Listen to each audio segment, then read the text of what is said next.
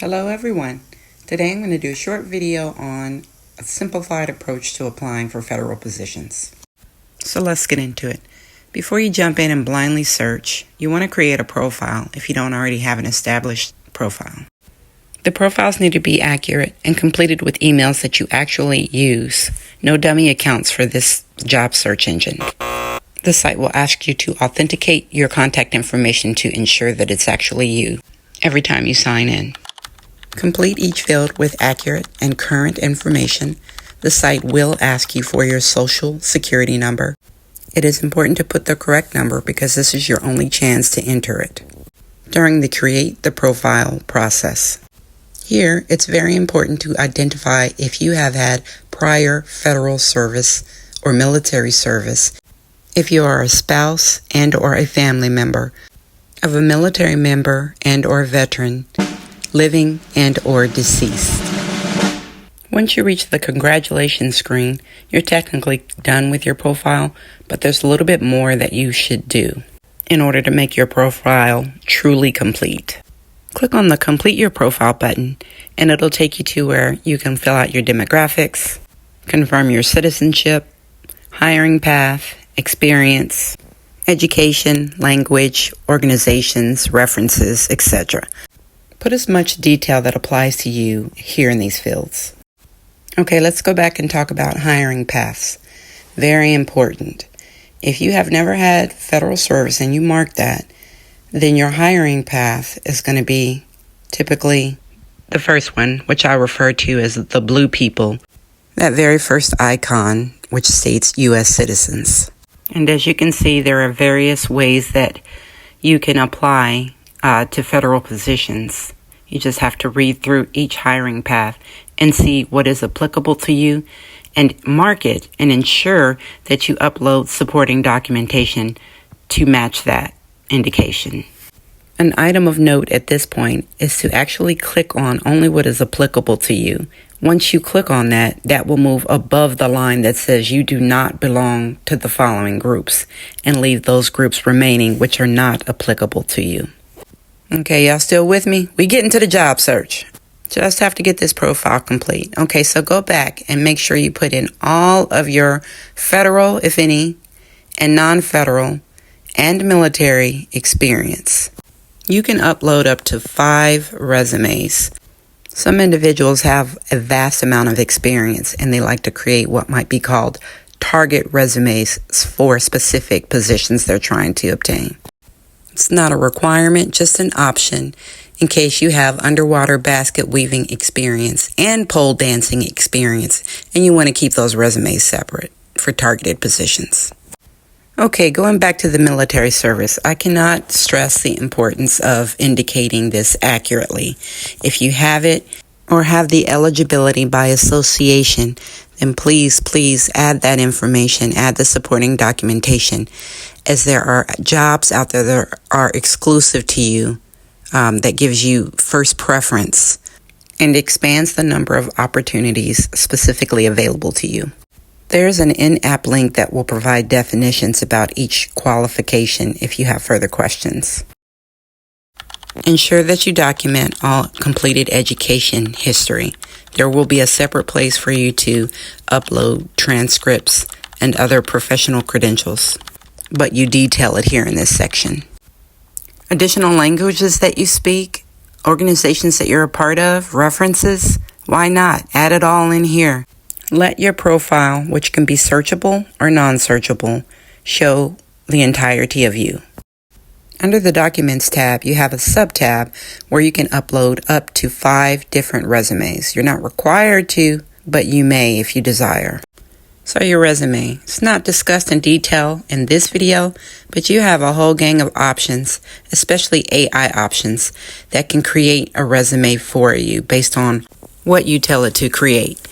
Now, remember, you actually have to qualify and interview for this position. So don't go making any doctors, teachers, lawyers, and receptionist resumes unless you're truly qualified for each. There's an in-app guide which will kind of walk you through what's required or what should be a part of the federal resume. So you want to read that and make sure you tailor your resume to what the site is guiding you for success. Also, under the Documents tab, there is an Others tab, and this is where you want to drop your credentials and your education. So any professional degrees, academic degrees, organizational certificates, anything of that nature is where you want to plug in all of this information. For current or formal feds, military veterans, and other hiring preferentials, this is where they would drop their information, their supporting docs, in addition to other qualifying information. You will be called to attach this uploaded information to job applications as applicable. And lastly, preferences. You can put in if you'd like to work full or part-time, term or detail, permanent, things of that nature. You can always adjust your job search for the moment, and you can always come back and edit this section. You're not limited by pre-populating that section. Okay, now we're ready to job search. Let's get it in. Before we get started with the general search, I wanted to point out this area which lists some of the federal government's critical needs positions. So if any of these areas here interest you, take a look and it'll focus specifically on those areas. We're going to head on over to the filter section, and I want to concentrate on the series.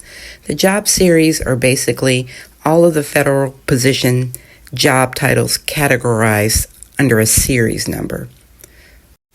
Take a moment to go through this list and familiarize yourself with the various job titles that the federal government has out there. Keep in mind that the type of work performed is not limited to the job title, and I'll speak to that more in a moment.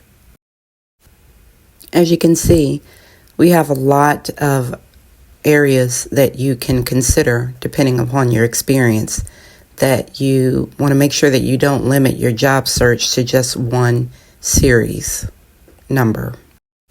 The Office of Personnel Management, or OPM for short, houses the detailed definitions for each of these.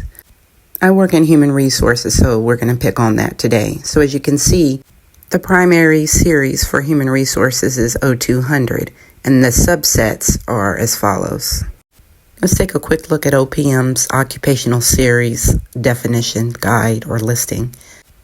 So for the series O200, human resources, and the subset O201, you can see the different types of human resources areas of operations to get a better idea of which area of HR interests you.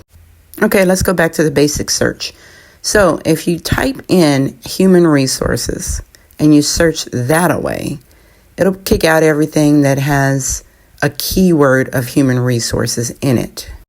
So let's go back and expand our series to see what it pulled up. So you've got something in psychology, we've got program management, and it looks like we've got nursing. So these are things that you don't necessarily need to see in your search. If you're not qualified to be a psychologist or a nurse, then you don't need to have that in your human resources search. But let's take a look at the program management position that pulled up in the HR search. So as you can see, this job in the description, it will call for some human resources duties. But as you can see here, it is a part of the 0343 job series. Now, can you apply for that if you have a human resources background? Absolutely. This is where you want to concentrate on the requirements that the job posting is calling for. But I mainly wanted to point out to you that searching by keywords, the results it might return to you and how they might not be applicable to your specific search. So let's go back and do a targeted search. So you say, hey, I want to be an HR specialist, specifically in the O201 series. So we're going to type that in. And this time it's going to return only every position that is of the O201 occupational series. Now, keep in mind that this job return is for every available hiring path, of which some you may not qualify for or be interested in. So let's look at remote jobs only. You only want to work remotely. You click on that filter, and as you can see, it drops to 17. Or you can toggle to exclude remote jobs because not everyone likes to work from home. Whatever the case, you've got to remember to make sure you're searching and applying for jobs under the proper hiring path. This is where a lot of people cancel themselves out and don't qualify for the job. You could be focused on a job announcement and you're like, oh, that's so perfect for me. Let me go ahead and apply. But if it's only open to veterans and you're not paying attention to that hiring path and you apply and you're not a veteran, you've just wasted your time and the specialist's time. And job searching takes a long time. Anybody got time for that? So again, just make sure you pay attention to the hiring path to make sure you qualify that way. The pay, that's another thing that kind of throws people off from time to time. It's not always the case, but generally just think that your higher grade levels are going to be your leadership, your senior leadership, supervisors and things of that nature. Not always the case, but generally. And then your lower grades, they're going to be your entry level, kind of journeyman, middle career levels. So once you get your hiring path filter locked in, let's look at a position that is applicable to us. For example, this one would be if we were looking for a human resources position and we were new to federal service. So that means there are the blue people there. It's open to everyone that we think. So let's examine our job announcement.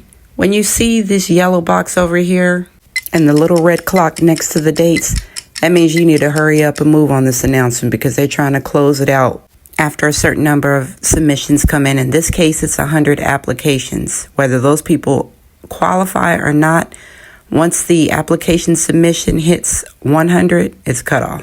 And this salary lets me know that the position, which will sit in Whitehall, Ohio, working as a GS7, will start at $51,115 a year.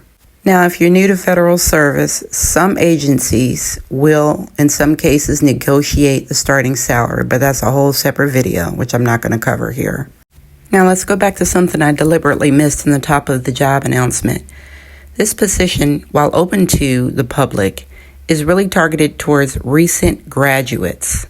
So if you're not a recent graduate and you apply for this position, though you might have the experience, you're likely going to be marked ineligible and not referred to the hiring manager because you don't meet all of the targeted qualifications. Okay, so let's go back and try another one. Here's another Human Resources 0201 position. We're looking at the summary to see if there's no significant call-outs which might exclude us. We're looking at the salary for the position that sits in Terre Haute, Indiana. And we see there's some urgency to fill this job announcement. It's open to the public. There are no clarifications from the agency which might exclude us. So we're going to zone in on the duties and the requirements that the job announcement is calling for. Items to note there on the right is that you won't get relocation assistance. The position will not telework. There might be minimal travel, and it has a promotion to a GS9 potential. The requirements section will list if there are any particular conditions of employment and the qualifications which will or will not get you to the job. So you can apply off education only, or you can apply off experience only. Whether you're applying off both or experience only, you must ensure that you have documented experience throughout your resume that speaks to the requirements of this job announcement. Do not copy and paste this language verbatim from the job announcement to your resume. Just don't do that. If your resume language does not align with what's in the job announcement, then you're either not qualified or you're applying with the wrong resume. And if you are trying to qualify for this announcement under both experience and your education, you must ensure that all of your transcripts and educational credentials are uploaded and tagged when you submit this application in addition to your resume. Now, I did all this and I'm about to throw you a curveball. We get to the bottom of the additional information section and it says anybody over 36 cannot apply for this job. Now you're like, what? That's ageism. But no, some agencies have the right by law to limit the age in which they may hire you. It's not many, but this one, for example, is the Bureau of Prisons. Ain't nobody trying to hire your old to man the prison. Okay, I'm sorry. That was unprofessional of me. But that is a situation or an example in which you need to go through and read the additional information criteria just to make sure you're not canceling yourself out. And seriously, folks, the goal of this video is just to help you weed out a lot of the unnecessary and spending an excess of time in sifting through these job announcements so that you can get referred for some of these positions that you're trying to obtain. Review the requirement documents section to ensure that you have everything already uploaded into your profile before you hit apply to this announcement. That way it's readily available to attach once you hit apply. After you click apply, if you have more than one resume, it's going to allow you at this point to select which resume you'd like to proceed with for this job announcement. Next, the site will ask you to attach any additional documents appropriate to the job announcement at this point. So this could be military orders, transcripts, professional certificates, etc. This is where you would want to add that to attach it to the application. And these would be files that you've previously uploaded to your profile. It will ask you to review all of the attachments. You can share your demographics if you choose to. It will ask you to complete the survey of how you found the job. I always put found on USAJOBS search, so it doesn't ask me any further questions. And then you click the continue application with agency. This is your submission. From here, it's actually going to take you to a page with a series of questions specific to the job that you've just applied for. I'm not showing it here because I'm not actually applying for a job, but they'll ask you specific questions about your experience and as it relates to the position you're applying for. These questions are how you're actually scored against everyone else who puts an application in. So the experience that you answer in the questions should align with the language in your resume. And don't lie, because you're going to have to sit down at an interview table, sit across from the selectee at some point and speak to your detailed experience on the job that you applied and were qualified and referred to. So what happens if you applied to 10 jobs 2 weeks ago or referred to one and have since forgotten the question? You can always go back into your profile and check job status on past applications. Though they're not always updated, you can go and look and see if there's an updated status that might appear. Click on the Track This Application link and it'll take you back to the application information area.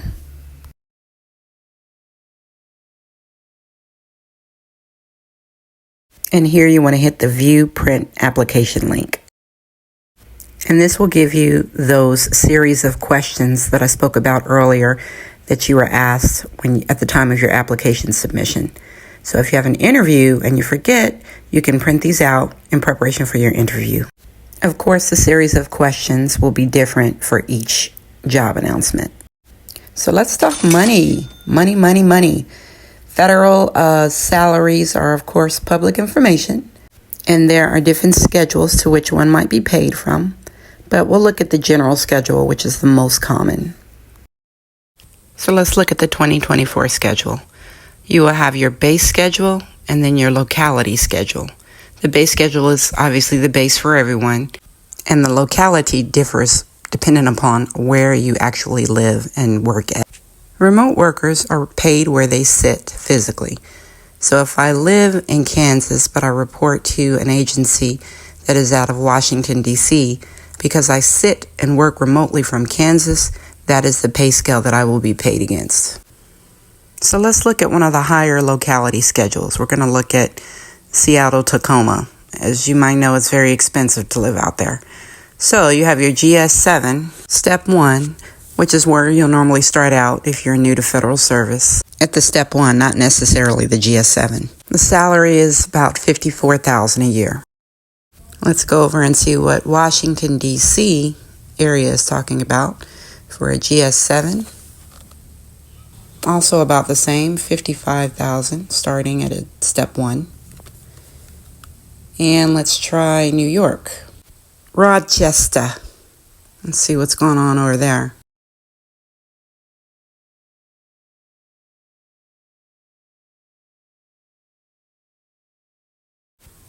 Ooh, 49,000 for the GS7, step 1.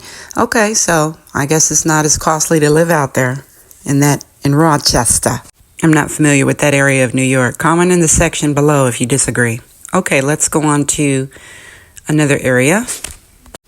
Indianapolis, Indiana. No, let's not do that one. Let's do somebody else. Ohio. No, let's not do Ohio. Let's go to Iowa. Okay, the caucus state. Let's see what y'all got going on at a GS. 49,000, just like Rochester. Well, okay. So anyway, I just wanted to give you an idea of how the different localities work. Let's look at the rest of the United States, which is also known as RUS. This schedule is for everybody that's not in one of those already predefined localities from all those cities and states on the previous sheet. So a lot of people will default to this schedule, which is kind of an average. It's not the lowest, but it's definitely not as competitive as many of the other schedules. That is why I recommend that you not limit your job search to just one city and state. If you're able to, check out other areas outside of what you're used to, where the pay might be significantly higher and the opportunities far more vast. There are plenty of federal job opportunities all over the globe. So that's it, folks. You just graduated from a crash course in a simplified approach to applying for jobs on the USAJOBS.gov. I hope this information helps, whether you're doing a 15-hour-a-week dedicated job search or a passive search where you can still maintain your sanity at your current position. I wish you the best of luck in your job search, job referrals, and job interviews, and hope you land that federal government job if that's what you so desire.